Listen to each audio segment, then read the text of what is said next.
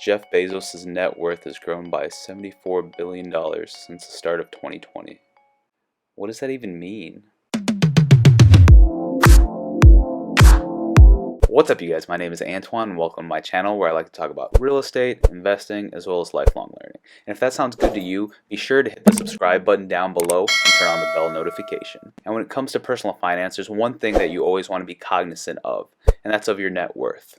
And today we're going to be going through the median net worth of all the different types of age groups, so that way you can see how you stack up against the averages. And towards the end of the video, I'll show you guys my net worth and how I compare to the average. But real quick, let's go through what is a net worth. Your net worth is your assets minus your liabilities, or simply put, what you own subtracted by what you owe.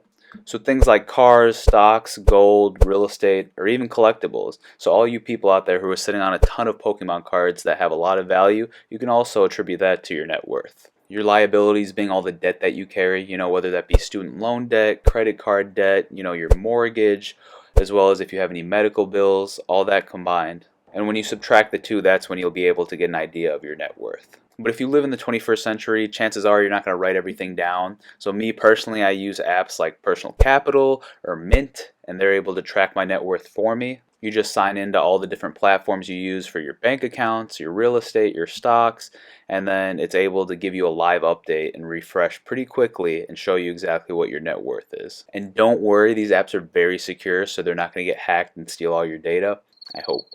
Also, I just want to say, just because you have a negative net worth doesn't necessarily mean that you're terrible with money. Some people just have a lot of liabilities. Student loan debt. One of the reasons why it's important to track your net worth is because it gives you a snapshot of your financial situation. So it could be, a wake-up call for some people, or it could be a pat on the back for someone who's just crushing it. And I just want to clarify that these net worths that we're going through are medians, right? So they're the middle, so that way it's not skewed off by people who are 20 years old making millions of dollars on OnlyFans. You just get like the average of the average person. So it'll be more relatable to more viewers. But if you want a better target net worth for your specific scenario, there's an equation for it, but the only thing is you have to be over 25 to kind of use it.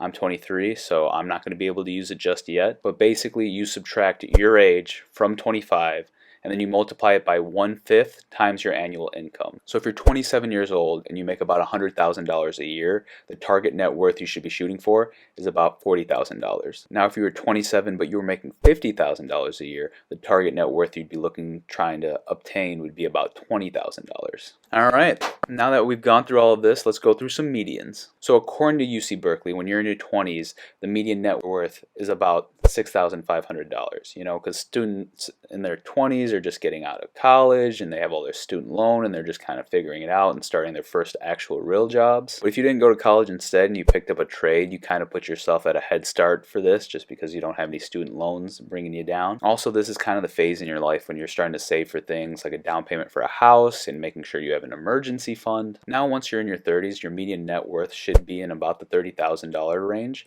And some experts say that, you need at least a 1 year's salary by the time you're in your 30s saved up or invested, which is something that I kind of agree with. That'd be a good time to have at least that much. And around this age is also when people are getting married and having children, which are also some pretty big expenses. Once you're in your 40s and you finally get out of that midlife crisis, your net worth should be tracking at about around $100,000. And typically this is about when you're in the peak of your earning phases, so you should really be hoarding all your money into your investments. Now that you're in your 50s, hopefully you've been able to avoid major layoffs as well as anything major with your health, and by this time you should be tracking your net worth around $150,000. And around this age your children are typically going off to college and will be hitting you up for some money, so that's also another large expense that you have to take into consideration at this point. Now you're gearing up for retirement and you're in your 60s and the median net worth is about $225,000. And I know what you're thinking.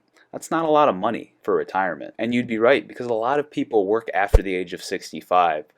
Albeit it'll be, part-time or they're doing freelance work, but they're still consistently working just because they weren't able to save a large enough nest egg. In my opinion, the nest egg you kind of want to have is something that has a little over $1 million in it and somewhere where you're getting consistently a 7% return. That way you can take out about $70,000 per year and your nest egg will never go out. And I think that's a good amount of money to have a nice solid retirement. So for me as a 23-year-old, my net worth is about on par with the median average for someone in their 30s. I'm hoping that in the next 2 years I can have it to be on par with someone in their 40s. So if you haven't already, definitely hit the subscribe button down below. That way you can follow me on my journey and being able to work because I want to and not because I have to. So how did you compare with your net worth versus your age group? Comment below and let me know if you're crushing it or if this was the wake-up call that you needed. And if that's the case, be sure to check out my other videos. I have a lot of them dealing with credit card debt and just all types of different types of debts and how to get out of them. And as always, thanks for watching, you guys, and be sure to share this video with someone that you think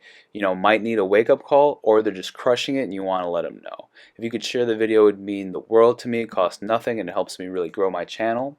And I'll see you guys in the next one.